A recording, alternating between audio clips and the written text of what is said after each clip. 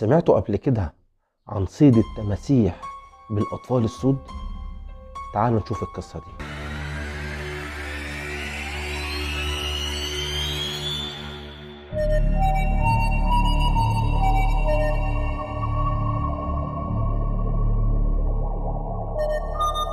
بين عام 1870 و 1925 كان صيادين التماسيح البيض في أمريكا بيستعملوا الأطفال السود الأفارقة كطعم للتماسيح، وكانت الطريقة دي منتشرة جدا في ولايات الجنوب اللي كان بيكتر فيها وجود تماسيح. كانوا الصيادين أصحاب البشرة البيضاء كانوا بيخطفوا الأطفال السود الرضع من أمهاتهم، وكان في الوقت ده الأمهات كانوا مستعبدات، يعني ما كانش في إيديهم أي حاجة يعملوها. كانوا الصيادين بيربطوا الأطفال السود بحبل طويل جدا في شجرة جنب المستنقعات والبحيرة، ويسيبوا الطفل يعيط لساعات طويلة علشان تيجي التماسيح